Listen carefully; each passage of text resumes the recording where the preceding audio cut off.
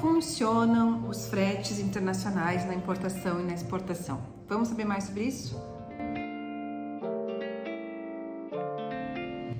Gente, resumidamente eu vou explicar aqui para vocês, para quem não tem uma noção de como funciona a logística internacional. Em primeiro lugar, Daniela, eu posso contratar a transportadora que eu já trabalho no mercado nacional e pedir se eles podem fazer o meu frete internacional? Gente, não é qualquer transportadora que faz um frete internacional. Elas precisam ter algumas certificações, permissos diferentes, né? Para trabalhar naquele local. Tem transportadoras que só trabalham Paraguai, Brasil, Uruguai, América Latina, isso é comum.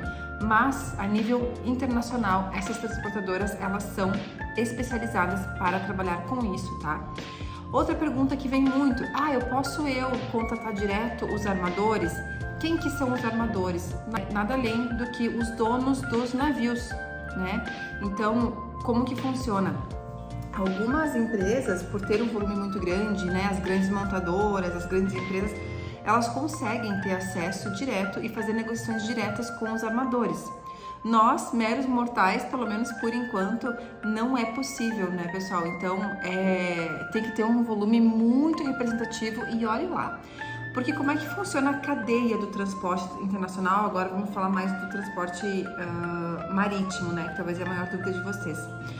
Quem detém os navios, quem possui os navios são os armadores. Os maiores armadores no mundo hoje são MSC, Maersk, CMA, Hapag-Lloyd, COSCO e MSC. Então esses são os maiores. Acho que vocês podem perceber que alguns containers têm esse logo ou nome, né? É porque realmente esse é o dono do navio e consequentemente dos containers são os armadores.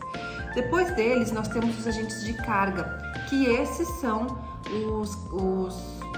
as empresas que contatam direto os armadores. Eles têm espaços de navio, contratos fechados com os armadores e é através deles que muitas vezes a gente tem acesso ao frete marítimo internacional. Então, normalmente é isso, né? É o importador, às vezes tem mais uma assessoria que auxilia o agente de carga e o armador. Por que muitas vezes tem mais uma assessoria envolvida nisso, né? É o caso que a Esfera também trabalha muito nesse cenário. Porque o agente de carga, ele vai acompanhar a carga da parte que ele contratou. Então, outra questão importante é entender o Incoterm dessa negociação. O que está envolvido, até que ponto é a tua responsabilidade? Porque o agente de carga, muitas vezes, ele vai fazer uma perna, ele vai fazer o frete internacional, vamos supor, até aqui o porto se for importação, né, até o porto de destino, se for exportação, até o envio até lá fora. E aí a gente tem várias outras coisas que estão ali envolvidas no processo, documentação. Se a gente não entregar a documentação a tempo, a gente não consegue pegar os deadline, né, os prazos de entrega. Então, gente, é tudo isso que tem que entender. Na hora de a gente fazer a cotação, os agentes, eles precisam esclarecer isso, né? Qual que é o meu tempo de demurrage que eu vou ter com o container, qual que é a data de entrega dos documentos para que a gente consiga entregar a tempo, porque senão depois disso tudo é custo, né? Porque o armador ele nunca pode perder, então o navio ele não vai esperar a tua carga, se tu ficar mais com os containers, tu se atrasar, ele vai cobrar taxas para isso, né? Então imagina organizar uma logística de um navio inteiro, não deve ser nada fácil, né? Então você tem que tomar alguns cuidados, porque aí quem está contratando vai pagar essas contas aí, né?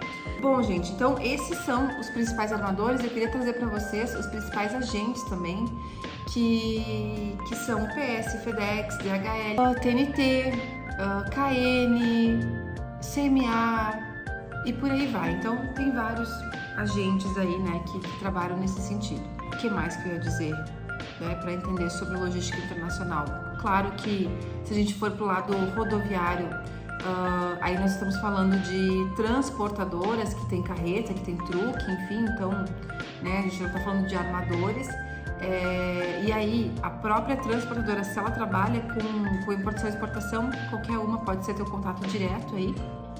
importante entender também diárias, o que está incluso nesse frete e principalmente entender as cotações. Então vamos supor que tu esteja negociando, FOB e CIF são os principais incoterms, né? Então FOB é quando o exportador deixa a carga no porto de origem. Então vamos falar de importação. Estou comprando da China, o meu fornecedor deixou a mercadoria no porto de origem dele. Então o frete interno foi ele que fez. Então eu vou contratar o frete internacional até posto aqui e depois eu preciso contratar o rodoviário até a minha empresa. Você pode também contratar empresas separadas. Um rodoviário vou contratar uma empresa e o internacional vou contratar outra empresa.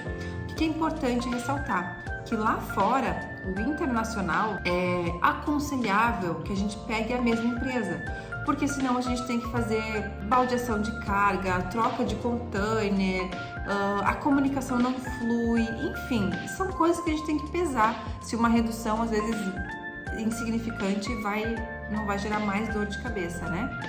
E se for CIF, então o teu vendedor, ele tá te deixando a carga aqui no teu porto de destino e você vai fazer o processo de importação e aí assim que liberado tu pode contratar qualquer transportadora nacional, não precisa ser uma transportadora internacional para isso, né?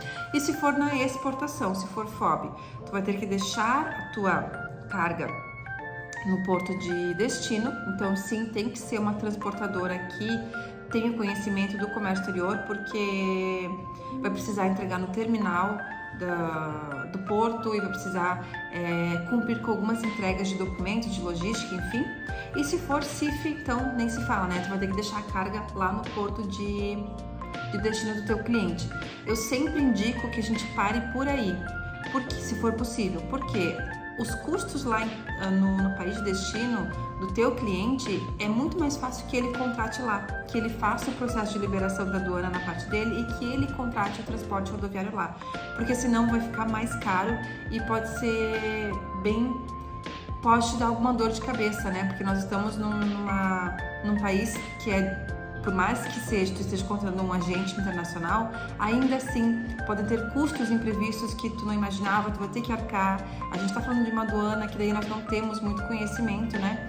Então a gente sempre evita, principalmente, fazer o processo de nacionalização da outra aduana, né? Isso é sempre importante que cada empresa faça a sua e principalmente seu frete interno também normalmente fica mais viável e mais competitivo dessa forma. Pessoal, eu acho que é isso, tá? Em relação ao frete internacional, bom, não falei do aéreo, né? O aéreo é a mesma coisa, são as companhias aéreas que trabalham e eles têm espaços reservados aí junto aos agentes. Dificilmente a gente consegue também contratar diretamente as companhias aéreas. E os aviões, eles têm um compartimento ali de carga, onde eles têm o espaço dedicado para transporte de mercadoria. E acontece da mesma forma, reserva-se o espaço, a gente tem que cumprir um deadline de carga de documento para que a mercadoria embarque, e aí obviamente é muito mais rápido, né, do que o transporte rodoviário e o marítimo, pelo menos deveria ser. E nós temos os transportes informais, que é quando a gente não precisa registrar a DUI ou o registro de importação, que daí normalmente a gente faz por DHL, FedEx, são empresas que são bem especializadas nisso, são bem ágeis também, quando precisa mandar uma amostra ou uma mercadoria com baixo volume. Deixa aqui tua dúvida, teu comentário, curte o vídeo e compartilha, porque assim a gente entende que tá sendo conteúdo legal pra vocês aí, tá bom? Logo viemos com mais vídeos. Bons negócios!